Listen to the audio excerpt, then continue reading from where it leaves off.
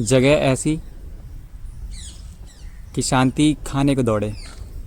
जी हाँ, इस वक्त मौजूद हूँ मैं करोल बाग के बिल्कुल करीब में, बिल्कुल बगल में लगा हुआ ये जगह, जहाँ मैं कई बार रात में भी विज़िट कर चुका हूँ और आज मैं दिन में आया हूँ देखने के लिए, क्योंकि रात में तो मैं रैकी कई बार करके जा चुका हूँ उस लोकेशन को, मगर मैं दिन में आया हूँ कि दिन में कैसा माहौल यहाँ पे देखने को रहता है।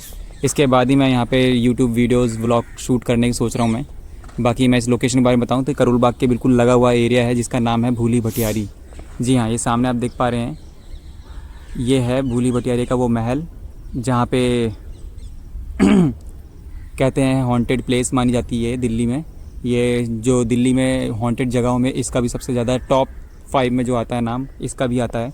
और इसके आसपास के लोकेशन आप देख पा रहे होंगे, बिल्कुल ही तारों से लगा हुआ, बिल्कुल, ताकि कोई रोड फांद के उस पार जा ना सके। और अभी कितना हॉन्टेड है कितना हॉन्टेड नहीं है ये तो पता चलेगा रात में आने बाद में। मगर अभी मेरी गार्ड यहाँ पे जो बैठते हैं उनसे बातचीत हुई तो उन्होंने मुझे बताया कि अभी इस टाइम पे मेंटेनेंस का काम चल रहा है, इसलिए सुबह 6 बजे से लेके शाम के 6 बजे तक खुला रहता है ये। बाकी इस टाइम पे ये बंद है, तो मेरा यहाँ पे आना वेस्ट हो रहा है। बाकी मैं सोच रहा था कि आज मैं अंदर जाऊँ और आज अंदर जाके विज़िट करना चाहूँगा कि कैसी जगह है ये अंदर से। और उसके बाद मैं रात में शूट करने की सोच रहा था विद अपने साथ में कुछ टीम वाले इस बार मेरे साथ आएंगे, कुछ लोगों से मेरी बातचीत हुई है। मगर बात करूँ इस लोकेशन की तो लोकेशन बड़ी शांत जगह है। जितना ही रात में ये डरावनी लगती है उससे थोड़ा सा कम अभी डरावनी लग रही है ये। मगर मैं पीछे से आपको लोकेशन दिखाता हूँ, ये कैसी लोकेशन पीछे से दिखती है, क्योंकि ये पूरा जो महल है चारों तरफ से किलेबंदी टाइप की जैसे हो रखी है, वैसे ही तारों की किलेबंदी इस साइड से भी हो रखी है। आप सामने देख सकते हैं मेरे सामने ये जो लोकेशन उस टाइम पे है। और ये पीछे वाला, इसके पीछे की जो लोकेशन है वहाँ पे कुछ नहीं है, दूर दूर तक बस पहाड़ी के बस टूटे फूटे जो होते हैं ना रिज एरिया, वो है, बिल्कुल पहाड़ियाँ बनी हुई है।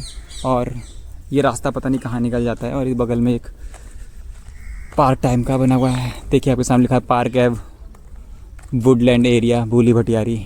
और काफ़ी लोग आए हुए हैं यहाँ पे घूमने फिरने के लिए। मगर ये जितना शांत और जितना खूबसूरत जगह लग रहा है उतना ही रात में इसकी कहानी बदल जाती है, क्योंकि ऐसा सिर्फ मैं कहने वाला नहीं हूँ, ऐसे आपको गूगल पे और इसके अलावा कई लोग हैं जो यहाँ पे विज़िट कर चुके हैं, जिन्होंने इसके बारे में अच्छे से जांच पड़ताल की है। मेरे 1-2 दोस्त हैं पैरानॉर्मल एक्सपर्ट, वो भी इसके बारे में बहुत कुछ बोलते रहते हैं कि ये लोकेशन सच में बहुत डरावनी है, मनीष अकेले मत जाना। मगर मैं ऐसा हूँ कि मैं आता हूँ उस लोकेशन पर देखने के लिए। और देखिए मैं पीछे साइड से जाके दिखा रहा हूँ आपको, इस साइड से भी देखिए किलेबंदी पूरी तरीके से करी गई, तारों की बिल्कुल दीवार बनाई हुई है ताकि कोई फांद के ना जा सके, क्योंकि मेरे जैसे जो लोग हैं ना वो फांदने की कोशिश भी कर सकते हैं। क्योंकि पता नहीं, आप ये कहेंगे कि तुझे ऐसी स्टोरी करने में मनीष क्यों मजा आता है, मगर मैं बताऊं पता नहीं क्यों इसमें एडवेंचरस मिलती है। हाँ, ये खतरे में डालने वाला है खुद को, मगर ऐसी स्टोरी कवर करने के लिए ना मज़ा ही कुछ और होता है, क्योंकि दिल में एक अलग सी एडवेंचरस वाली फीलिंग आ रही होती है और आप ऐसी चीज़ों को शूट कर रहे होते हो। तो मेरा मन है ऐसी चीज़ों को लेकर। खैर ये तो जंगल है, पता नहीं कहाँ रास्ता जाएगा, मगर यही वो महल है जिसके बारे में कई तरह की कहानी कही जाती है। क्योंकि आप नेट पर जाएंगे तो 2 तरह की कहानियाँ देखी जाती है। एक रानी यहाँ पे मरी थी और दूसरी ये कि यहाँ पे भूली एक राजस्थानी महिला थी जो भूली भटक के यहाँ पहुँच गई थी, जिसके कारण उसकी यहाँ मौत हो गई थी। तो अब जो भी रात में यहाँ पे आता है उसकी जान चली जाती है यहाँ पे।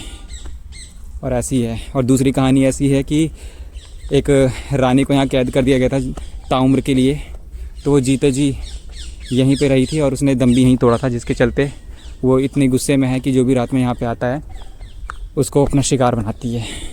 ऐसी स्टोरी है। खैर ये तो स्टोरी है, क्या इसकी सच्चाई है ये भगवान जाने। ये तरह तरह के लोगों की तरह तरह की कहानियाँ हैं। बाकी कितनी सच है कितनी झूठी है ये तो तब जाके तय होगा जब मैं इस लोकेशन में रात में विज़िट करूँगा, तभी जाके मुझे इसके बारे में अच्छे से पता चलेगा कि यहाँ की सच्ची कहानी क्या है और सच में यहाँ पे भूत है या नहीं, ये रात को ही पता चलेगा। एक बार आ चुका हूँ देखने के लिए तो मुझे कुछ पता नहीं चल पाया रात में, और करीब 10:30 बजे का समय हो रहा था उस टाइम पे, तो कुछ समझ में नहीं आ पाया था, तो मैं इसीलिए अब आया हूँ देखने के लिए। तो अभी भी मुझे कुछ समझ में नहीं आ रहा है। तो कुल मिला के मुझे मेंटेनेंस पूरा होने तक का वेट करना होगा, तब उसके बाद मुझे रात में फिर से विज़िट करना होगा। देखते हैं क्या कर सकते हैं। तब तक के लिए मैं निकल रहा हूँ यहाँ से। वैसे ऑलरेडी ऑफिस से निकला हूँ तो थक गया हूँ बहुत ज़्यादा, सुबह से काम करता हूँ। चलो खैर निकलते हैं।